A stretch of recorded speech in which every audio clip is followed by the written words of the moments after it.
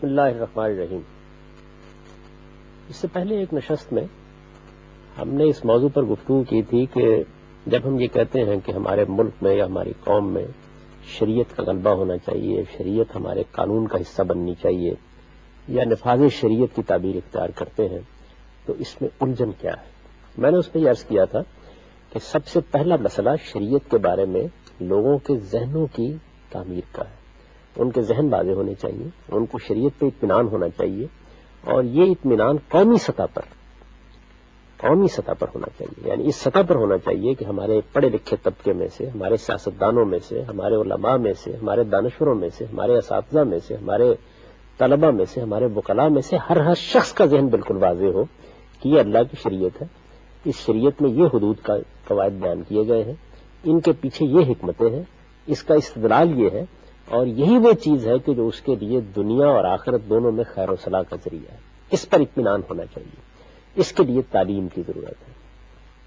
آپ کے علم میں ہوگا کہ علامہ اقبال نے جب شریعت سے متعلق اپنی کتاب ریکنسٹرکشن تھاٹ ان اسلام میں گفتگو کی ہے تو دو چیزوں کی طرف توجہ دلائی.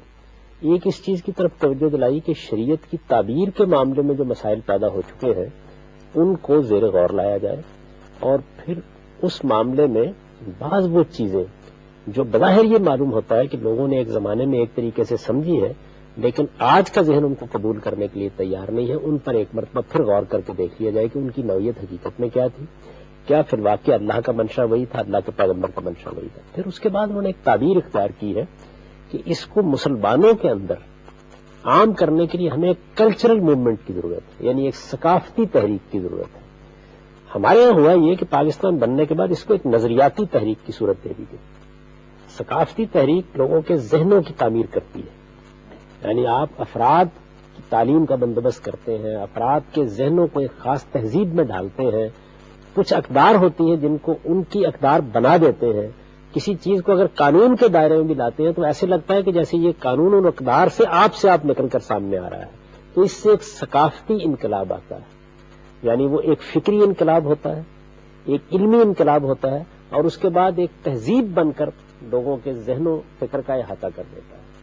یہ ان کے پیش نظر تھا. ہمارے ہاں بعد میں جو فکر زیادہ غلبہ پا گیا وہ ایک نظریاتی تحریک کا تھا، اور یہ نظریاتی تحریکوں کا تصور اصل میں کمیونسٹ تحریک سے اور جرمنی کی فاشسٹ تحریک سے پیدا ہوا. اس میں اصل چیز یہ تھی کہ ایک اقلیت نے ایک خاص نظریہ اختیار کیا ہے اور پھر وہ اپنی قوت سے اس نظریے کو پوری قوم پر مسلط کر دیتی ہے. اس تصور ہی کو ہمارے ہاں اسلامی تحریکوں نے بھی اختیار کر لیا، اور ثقافتی طریقہ جس کو علامہ اقبال نے تجویز کیا تھا وہ کہیں قصہ ماضی بن کر رہ گیا. تو میرے نزدیک اس کو زندہ کرنے کی ضرورت ہے. یعنی اگر اقبال کی تعبیر اختیار کی جائے تو ایک کلچرل ریولوشن پیدا کرنے کی ضرورت ہے پہلے اپنی قوم کے اندر، اور اگر خالص دینی اصطلاحات استعمال کی جائیں تو پہلے دعوت اور تعلیم اور تربیت کے ذریعے سے آپ کو اپنی قوم کے ذہن کو شریعت پر بالکل مطمئن کرنے کی ضرورت ہے. جس وقت قوم کی اکثریت کا ذہن مطمئن ہو جائے گا اس کے بعد آپ کو کوئی مطالبہ کرنے کی ضرورت نہیں ہوتی. اصل میں کسی قانون کا نفاذ ایک لازمی اور منطقی نتیجے کے طور پر ہونا چاہیے، نہ کہ انسانی ذہن کسی اور جگہ بیٹھا ہوا ہے اور قانون کسی اور جگہ سے وجود پذیر ہو جاتا ہے. یہ چیز ہو نہیں سکتی. اسی کو کرنے کی کوشش کی جا رہی ہے جس کی وجہ سے بہت سے مسئلے پیدا ہوتے ہیں. لیکن ظاہر ہے اس میں اور بھی بہت سے سوالات ہیں. میرا خیال یہ ہے کہ کوئی شروع کر دیجیے. اس سلسلے میں جیسے آپ نے کہا کہ اس میں اویئرنیس پیدا ہونی چاہیے، تو یہ قوم میں جو اویئرنیس پیدا کرنا، اس کی تعلیم کس طرح ان کو دی جائے، اور اس کے لیے کون سے ادارے ہیں جو اس تعلیم کے لیے اپنی رسپانسبلٹی سمجھیں، اس کے متعلق آپ کیا فرمائیں گے؟ کیا یہ ادارے گورنمنٹ یا حکومت کے انڈر ہوں، یا اس میں سماجی جو شخصیات ہیں وہ شامل ہوں، یا علماء شامل ہوں انفرادی حیثیت سے؟ ان کی حیثیت کیا ہے ہمارے اس معاشرے میں؟ ایک بات یہ ہے کہ یہاں تک علماء کا تعلق ہے، بنیادی کردار تو ظاہر ہے کہ ہر مسلمان سوسائٹی میں انہیں کا ہوتا ہے، اور یہ کردار خود اللہ تعالیٰ نے اپنی کتاب میں متعین کر دیا. قرآن مجید نے یہ بات بیان کی ہے کہ ہر سوسائٹی کے اندر سے اور سوسائٹی کے ہر طبقے کے اندر سے 2-4 لوگ ایسے بھی ہونے چاہیے کہ جو دین کے علم ہی کو اپنا اصل موضوع بنائیں. یعنی جس طریقے سے سوسائٹی میں کچھ لوگ یہ فیصلہ کرتے ہیں کہ ہم لوگوں کی صحت کے پیش نظر ڈاکٹر بنیں گے، یا کچھ لوگ فیصلہ کرتے ہیں ہم انجینئر بنیں گے، کچھ لوگ فیصلہ کرتے ہیں ہم کاروبار کریں گے. بالکل اسی طریقے سے کچھ لوگوں کو ہمہ وقتی طریقے پر دین کا علم حاصل کرنے کا فیصلہ کرنا چاہیے، جو خود قرآن مجید نے بیان کر دیا ہے، اور یہ بیان کیا ہے کہ ہر گروہ کے اندر سے کچھ لوگ نکلیں لیکن تفقہوا فی الدین، وہ دین کی صحیح بصیرت حاصل کریں، دین کا صحیح علم حاصل کریں اور دین کا گہرا مطالعہ کریں، دین کو سمجھیں جس طرح کہ اس کو سمجھنے کا حق ہے، اور اس کے بعد وَلْيُنذِرُوا قَوْمَهُمْ إِذَا رَجَعُوا إِلَيْهِمْ لَعَلَّهُمْ يَحْذَرُونَ، پھر اس کے بعد اپنی قوم کو دین کے بارے میں خبردار کریں، یعنی اسے بتائیں کہ دین کی حقیقتیں کیا ہیں اور دین کس طریقے سے ان کے ذہن اور فکر کا اصل سرمایہ بنتا ہے۔ تو علماء کا کردار تو اس میں کوئی شک نہیں کہ بالکل بنیادی ہے اور انہیں یہ کردار ادا کرنا چاہیے۔ لیکن اب یہ دیکھیے کہ ہمارے ہاں علماء پیدا کرنے کا طریقہ کیا اختیار کیا گیا ہے، یعنی علماء پیدا کہاں سے ہوتے ہیں؟ علماء ہمارے دینی مدرسوں میں پیدا ہوتے ہیں۔ آپ انجینئر پیدا کرتے ہیں، آپ ڈاکٹر پیدا کرتے ہیں، آپ کمپیوٹر کے انجینئر پیدا کرتے ہیں، آپ بزنس مین پیدا کرتے ہیں، ان کے پیدا کرنے کے لیے آپ نے کیا طریقہ اختیار کیا ہوا؟ کیا یہ طریقہ اختیار کیا ہوا ہے کہ بزنس ایڈمنسٹریشن کے کچھ اسکول کھلے ہوئے ہیں، 5 سال کا بچہ جاتا ہے اور وہ وہاں داخل ہو جاتا ہے، یا کوئی میڈیکل چاہیے، آپ کو محقق چاہیے، آپ کو مختلف شعبوں کے لوگ چاہیے، تو ان سب کو پیدا کرنے کے لیے آپ کی سوسائٹی نے کیا، اس کے بعد F A F S C تک یا اے لیول تک کم و بیش آپ اس تعلیم کو جاری رکھتے ہیں، یعنی اس میں کچھ تھوڑا سا اختصاص آ جاتا ہے اور براڈ بیس ایجوکیشن کے ساتھ چل رہی ہوتی ہے۔ اس کے بعد آپ اجازت دیتے ہیں کہ آپ کسی آدمی نے لاء کالج میں جانا ہے تو چلا جائے، انجینئر یونیورسٹی میں جانا ہے تو چلا جائے، میڈیکل کالج میں جانا ہے تو چلا جائے۔ دین کا عالم پیدا کرنے کے لیے آپ یہ طریقہ کیوں نہیں اختیار کرتے؟ یعنی دین کا عالم بھی تو آخر ایک شعبہ ہے نا زندگی کا، اس کے لیے یہ طریقہ ہم نے کبھی اختیار نہیں کیا، نہ ہماری حکومتوں نے کبھی اختیار کیا، نہ ہمارے علماء نے اختیار کیا۔ دینی مدارس میں اس وقت یہ بتایا گیا ہے کہ 20 لاکھ کے قریب طلبہ پڑھ رہے ہیں، یعنی ابھی یہ تازہ اعداد و شماری آئے ہیں کہ 20 لاکھ کے قریب طالب علم ہمارے دینی مدارس میں پڑھ رہے ہیں۔ دینی مدارس زیادہ تر علماء نے قائم کر رکھے ہوئے، زیادہ تر مذہبی تنظیموں نے قائم کر رکھے ہوئے، عالم وہیں سے پیدا ہو رہا ہے نا۔ ان تمام جگہوں کے اوپر 5 یا 6 سال کا بچہ جائے گا، وہ حفظ قرآن کرے گا، وہ کچھ دین کی تعلیم پائے گا، اس کے بعد 8-10 سال کے ایک نصاب سے فارغ ہو کے باہر آ جائے گا، اس کی براڈ بیس ایجوکیشن ہی نہیں ہوتی، سوسائٹی کے ساتھ اس کا تعلق ہی پیدا نہیں ہوتا۔ یعنی ایک انجینئر بنتا ہے تو انجینئرنگ کی اس طرح ہاتھی میں ساری زندگی میں گفتگو کرتا ہے، کیونکہ وہ براڈ بیس ایجوکیشن کے اندر سے کیا ہوتا ہے، یعنی ایک عمومی تعلیم اس نے پائی ہوئی ہوتی ہے، تو سوسائٹی میں اور اس کے درمیان کمیونیکیشن باقی رہتی ہے۔ تو ایک تو میرے نزدیک بڑی ضروری چیز یہ ہے کہ ہمارا عالم جہاں سے پیدا ہونا چاہیے، کیونکہ شریعت پر کام بھی اس نے کرنا ہے، تحقیق بھی اس نے کرنی ہے، لوگوں کو تعلیم بھی اس نے دینی ہے۔ یوں سمجھ لیجئے کہ شریعت کا اور دین کا معلم ہمیں چاہیے اپنی سوسائٹی کے لیے، جو لوگوں کو دین سمجھائے۔ اس کو پیدا کرنے کے لیے ہم نے اپنے نظام میں کوئی گنجائش نہیں رکھی۔ یعنی آپ یہ حیران ہوں گے اس بات کو سن کر کہ ایسے لگتا ہے کہ جب سوسائٹی اپنا نظام تعلیم بناتی ہے تو اس کو انجینئر کی بھی ضرورت ہے، اس کو ڈاکٹر کی بھی ضرورت ہے، اس کو ایک بزنس مین کی بھی ضرورت ہے، اس کو عالم کی ضرورت نہیں۔ یعنی یہی ہے نا۔ اچھا، آپ اس پہ تنقید بھی جب سنتے ہیں تو آپ یہ سنتے ہیں دینی مدرسوں میں یہ غلطی ہے۔ میں یہ کہتا ہوں کہ آپ کے جدید نظام تعلیم میں اس کی گنجائش ہے کہ آدمی عالم بن سکے۔ دینی مدرسوں کی غلطی بعد میں واضح کر لیں گے، آپ نے یہ گنجائش پیدا کی ہوئی ہے، ہونا یہ چاہیے نا کہ جس طریقے سے آپ 8ویں جماعت کے بعد یہ موقع دیتے ہیں کہ کوئی آدمی اگر سائنسدان بننا چاہتا ہے تو وہ ان مضامین کو اختیار کر لے، کوئی آدمی اگر ہیومینٹیز میں جانا چاہتا ہے تو ان مضامین کو اختیار کرے، سوشل سائنسز میں جانا چاہتا ہے تو ان مضامین کو اختیار کرتے۔ اس موقع پر یہ موقع بھی دیجیے کہ کوئی آدمی دین کا عالم بننا چاہتا ہے تو وہ دینیات گروپ اختیار کرے۔ کیا ہمارے اس نظام تعلیم میں یہ زیادہ امپورٹنس نہیں دی گئی کہ جو ساری تعلیمات ہیں وہ ہنر کے متعلقہ ہیں، لیکن جو ہماری جو دینی تعلیم دی جا رہی ہے اس میں ہنر سے متعلقہ اتنی چیزیں نہیں ہیں جو کہ انسان کی شخصیت سے متعلقہ ہیں یا اس کی نظریات سے متعلقہ ہیں یا اس کے اپنے ذاتی اور معاشرتی حقوق کے متعلقہ ہیں یا اس کے پرسنل ڈیولپمنٹ کے متعلقہ ہیں، جبکہ ہنر جو ہے وہ صرف ان کو رزق کمانے کا ایک طریقہ سکھاتا ہے اور اس کے متعلقہ انہوں نے تعلیم کے نظام میں صرف اسی کو بنایا گیا اور دینی تعلیم کو اس کا حصہ نہیں رکھا۔ یہ ہمارے نظام تعلیم کی آپ کہہ سکتے ہیں کہ ایک ویکیوم ہے جو اس کی وجہ سے دینی مدرسوں نے وہ ویکیوم پورا کیا۔ سارا فساد ہی میرے بھائی اس سے پیدا ہوا ہے۔ دیکھیے بات یہ ہے کہ باقی علوم فنون میں بھی ایسا نہیں کہ سب ہنر سکھائے جاتے ہیں، ہم سوشل سائنسز کی تعلیم دیتے ہیں، ہم آرٹ کی تعلیم دیتے ہیں۔ آپ مجھے یہ بتائیے کہ آپ کا یہاں نیشنل اسکول آف آرٹس ہے، آپ فائن آرٹس میں ماسٹر کراتے ہیں، کیا طریقہ اختیار کرتے ہیں اس کے لیے؟ یعنی باقی کی چیزیں ان کو تو الگ رکھ دیجیے، آپ بزنس ایڈمنسٹریشن کی تعلیم دیتے ہیں, آپ ادب پڑھاتے ہیں. ایک طالب علم نے انگریزی ادبیات میں, اردو ادب میں ماسٹر کرنا ہوتا ہے, کیا طریقہ اختیار کرتے ہیں اس کے لیے؟ یہ براڈ بیس ایجوکیشن جو ہے یہ ضروری ہے. اور یہ دیکھیے, یہ دنیا بھر کے تجربات سے یہ معلوم ہوا ہے کہ اس کی کم و بیش 12 سال کی مدت ہونی چاہیے. یعنی آپ دیکھیں ہر جگہ یہی, بلکہ اب اس کو بڑھانے کے بارے میں بات کی جا رہی ہے, لیکن کم سے کم مدت اس کی 12 سال کی ہونی چاہیے. 12 سال کی براڈ بیس ایجوکیشن دیتے ہیں آپ. اس کے بعد ایک مرحلہ آتا ہے جس میں کچھ چیزوں میں اختصاص کے مضامین شامل کرتے ہیں. جیسے میں نے آپ سے عرض کیا نا کہ جس آدمی کو آپ نے ہنر بھی سکھانا ہوتا ہے تو اس کو آپ پہلی جماعت سے نہیں سکھاتے, 8ویں جماعت تک پہلے سب لوگ ایک جیسی تعلیم پاتے ہیں, اس کے بعد آپ اس کو تقسیم کرنا شروع کرتے ہیں.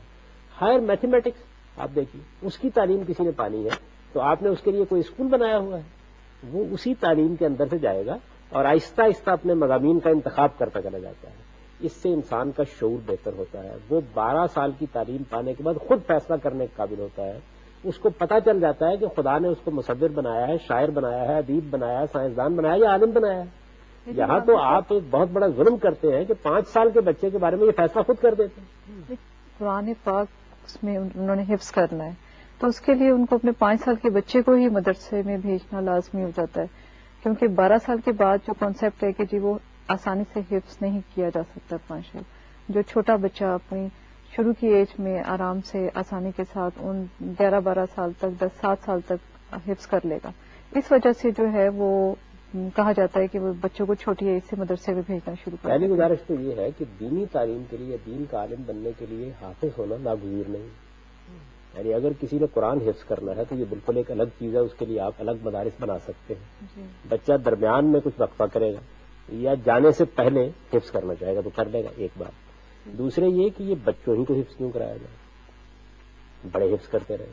ہمارے ہاں تو اس سے پہلے ہماری تاریخ میں ایسا نہیں ہے کہ بچوں ہی کو حفظ ضرور کرایا جائے, بڑے بھی اس کے بعد حفظ کرتے ہیں.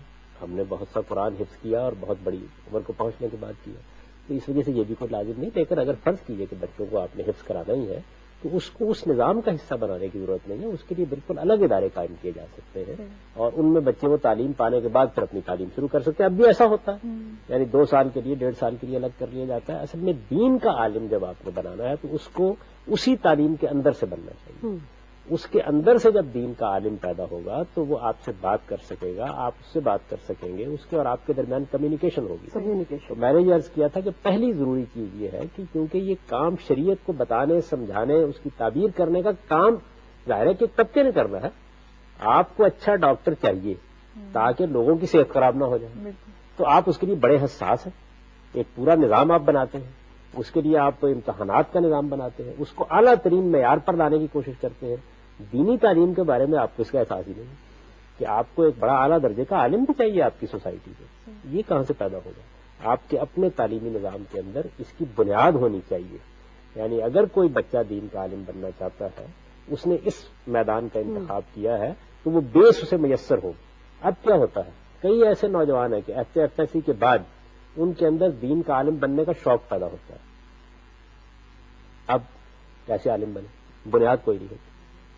وہ کسی اور میدان میں جانا چاہے تو بنیاد موجود ہوتی ہے, یہاں کوئی بنیاد موجود نہیں ہوتی. بنیاد جب موجود نہیں ہوتی تو پھر ان کا یہ خواب کبھی شرمندہ تعبیر نہیں ہوتا. اور اگر وہ ایسا کرنا بھی چاہیں تو بڑی محنت ان کو کرنی پڑتی ہے, گویا ایک نئی زندگی شروع کرنا پڑ جاتی ہے. تو ایک یہ بنیادی چیز ہے جس کو درست کرنے کی ضرورت ہے. نہیں, اگر آپ شریعت کو چاہتے ہیں اور آپ یہ چاہتے ہیں کہ شریعت کا قانون آپ کی قوم میں ایک شعور کی سطح پر آ کر اختیار کر لیا جائے تو پہلے اپنے عالم کو صحیح کیجیے, درست کیجیے. دوسری چیز کیا ہے, آپ کا بہت بڑا انسٹیٹیوشن ہے مسجد. یعنی جو ادارہ مذہب نے بنایا ہے وہ مسجد. ایک مسجد وہ ہوتی ہے جس میں آپ 5 وقت کی نماز پڑھ لیتے ہیں, اور ایک مسجد وہ ہے کہ جس میں جمعے کا خطبہ دیا جاتا ہے, مسلمان تقریر سننے کے لیے جمع ہوتے ہیں, ہفتے کے ہفتے ایک بڑا اجتماع ہوتا ہے. آپ کے علم میں ہونا چاہیے کہ اسلامی قانون کے مطابق جمعے کا ممبر ریاست کے ساتھ خاص کر دیا گیا.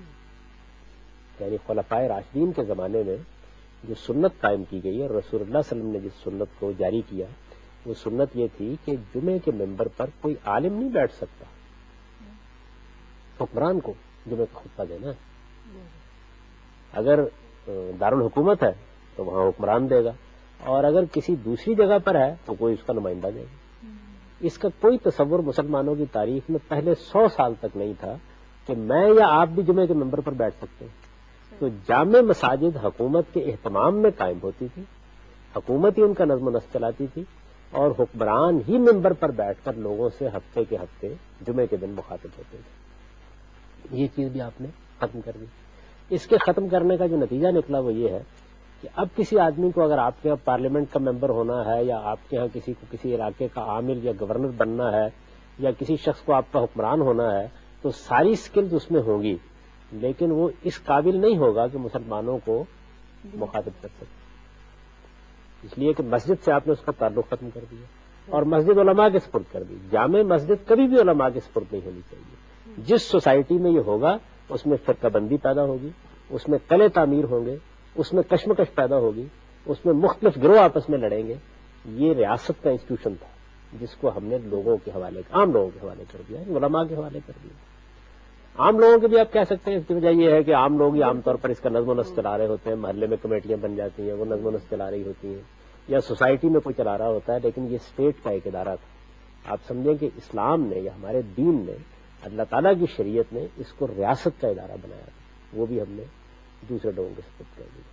پھر اس کے بعد ایک تیسرا مسئلہ پیدا ہوا.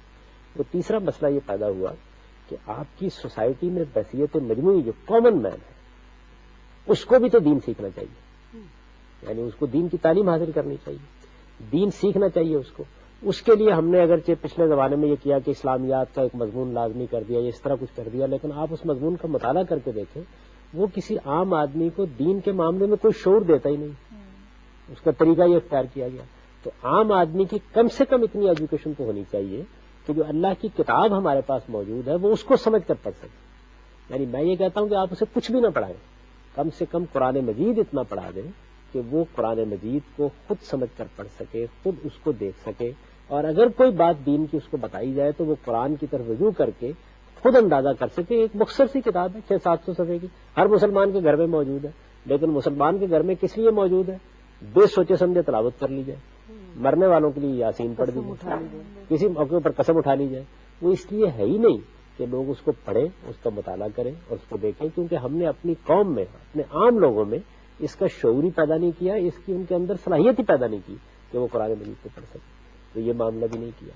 اتنی کوتاہیوں کے بعد شریعت کس طرف سے نازل ہو جائے گی؟ یعنی جب تک آپ ان چیزوں کو درست نہیں کریں گے، اور ان کو درست کرنے کے لیے آپ نے غالباً یہ پوچھنا چاہا ہے کہ کس کس کو کام کرنا چاہیے. علماء کو بھی کام کرنا چاہیے، دانشوروں کو بھی کام کرنا چاہیے، ریاست کو بھی کام کرنا چاہیے. جب اس طرح آپ اپنی قوم کی تربیت کر دیں گے اور پھر شریعت کے معاملے میں اس کا ذہن واضح ہو جائے گا، تو ابھی دیکھیے کہ ہمارا جو عالم پیدا ہوتا ہے مدرسے میں، 20 لاکھ لوگ ہیں نا اس وقت، میں نے آپ کو بتایا مدرسوں میں، ان سب کے پاس جا کے پوچھے کہ آپ حضرات کے نزدیک اس ملک میں شریعت کا قانون ہونا چاہیے، سب کہیں گے ہاں ہونا چاہیے. جدید تعلیم یافتہ طبقہ یہ کیوں نہیں کہتا؟ اس لیے کہ ان کا ذہن شریعت کے معاملے میں واضح ہے، اور جدید تعلیم یافتہ طبقے کا ذہن واضح نہیں، اس کی تربیت نہیں ہوئی، اس کو شعور نہیں دیا گیا. جب تک آپ ان سارے مراحل سے گزر کے اسے شعور کی اس سطح پر نہیں لائیں گے، اس وقت تک آپ مطالبہ کرتے رہیں گے، اور دوسری طرف سے مطالبہ رد ہوتا رہے گا یا منافقانہ طرز عمل اختیار کیا جاتا رہے گا. اس کے سوا کوئی چیز نہیں ہو سکتی. تو اصل میں راز جو ہے، آپ کی بات منقطع ہو رہی ہے، راز اصل میں اس چیز کا، جس چیز میں پوشیدہ ہے وہ تعلیم ہے. مسلمانوں کا اصل مسئلہ کیا ہے؟ دنیا کے معاملے میں بھی جہالت، دین کے معاملے میں بھی جہالت. جب تک آپ اپنی جہالت کو، ہم سب اپنی جہالت کو دور نہیں کرتے، اور جہالت کو دور کرنے کے لیے تینوں اسٹیجز پر کام نہیں کرتے، یعنی اپنا عالم پیدا کرنے کے لیے صحیح اہتمام نہیں کرتے، اور جب تک ہم اپنی مسجد کے نظم کو درست نہیں کرتے، اور جب تک ہم عام آدمی کی دینی تعلیم تربیت کا ٹھیک اہتمام نہیں کرتے، اس وقت تک آپ کے ہاں یہ کشمکش ختم نہیں ہو سکتی. غامدی صاحب، آپ کے کہنے کا مطلب یہ ہے کہ اسکولوں اور مدارس میں جو فاصلہ ہے وہ ختم ہونا چاہیے، یعنی ایک ہی جگہ پر ساری ایجوکیشن ہونی چاہیے. میں تو یہ عرض کرتا ہوں کہ یہ تصور کرنا کہ کسی قوم میں تعلیم کے مختلف نظام ہیں، مذہبی غیر مذہبی کی تفریق، انگریزی اور اردو کی تفریق، یہ تو کسی قوم کو تباہ کر دینے کے مطابق. ایک ہی تعلیم ہونی چاہیے، ایک ہی جگہ سے تعلیم ہونی چاہیے، اس میں کوئی تفریق نہیں ہونی چاہیے. میں آپ سے بار بار جو بات عرض کر رہا ہوں وہ یہ ہے کہ آپ نے ایک وکیل بنانا ہوتا ہے تو اسے وکالت کے اسکول میں بھیجتے ہیں، آپ اس کو بھی اپنے عام اسکول میں داخل کراتے ہیں. اسی طرح جس نے عالم بننا ہے وہ بھی عام اسکول میں آئے، ایک ہی جگہ سے تعلیم شروع ہو، اس کے بعد جس جگہ کسی نے جانا ہے وہ جائے گا، اور اختصاصی تعلیم جس کو اسپیشلائزیشن کی ایجوکیشن کہتے ہیں وہ ایف ایس سی کے بعد شروع ہوتی ہے۔ لاء کالج میں یعنی میں نے کئی مرتبہ کہا ریاست کے ذمہ داروں کو کہ آپ دینی مدارس کی اصلاح کرنا چاہتے ہیں، صرف ایک چیز نافذ کر دیجئے، پوری طرح نافذ کر دیجئے کہ کسی دینی مدرسے میں دینی تعلیم کے لیے کسی طالب علم کو داخلہ نہیں دیا جا سکتا جب تک اس نے ایف ایس سی تک تعلیم نہیں پائی۔ لیکن یہ حکم دینے سے پہلے آپ کو ایف ایس سی تک کی جو تعلیم ہے اس میں اس کی گنجائش پیدا کرنی پڑے گی کہ جس طرح آپ نے اس میں ہیومینٹیز کی اور سائنس کی گروپ رکھے ہوئے ہیں، اسی طرح دینیات گروپ کے لیے بھی آپ اہتمام رکھیں۔ یہ کام جب تک آپ نہیں کرتے اس وقت تک مدارس کی اصلاح نہیں ہو سکتی۔ تعلیم ایک ہونی چاہیے، مذہبی اور غیر مذہبی کی تفریق کے بغیر ہونی چاہیے، اسی طرح ہونی چاہیے جس طرح دنیا کے دوسرے علوم کی تعلیم دی جاتی ہے۔ پھر ایک قوم ایک زبان کے ساتھ، ایک تعلق کے ساتھ، ایک رشتہ ابلاغ کے ساتھ پیدا ہوگی، اور اس کے بعد اس کے اندر وہ شعور پیدا ہوگا جس شعور کے بغیر کسی سوسائٹی کے اندر آپ کسی چیز کو بھی نافذ نہیں کر سکتے۔ آپ مجھے بتائیے اگر آپ کی قوم میں جمہوریت کے حق میں یہ ایک فکری انقلاب نہ پیدا ہو گیا، ہر آدمی جمہوریت کی بات کرتا ہے، تو آپ جمہوریت لا سکتے؟ اسی طرح جب تک شریعت کے حق میں بھی ایک فکری انقلاب نہیں پیدا ہو جائے گا، یعنی ہر آدمی شریعت کے بارے میں واضح ہوگا، ایجوکیٹڈ ہوگا، سمجھتا ہوگا وہ کیا ہے، اس وقت تک آپ شریعت کے نفاذ کا خواب بھی شرمندہ تعبیر نہیں کر سکتے۔ وقت ایک بار پھر ختم ہو گیا، بحث اب بھی باقی ہے، ہم یہیں اس کو ختم کرتے ہیں۔ وآخر دعوانا الحمدللہ رب العالمین۔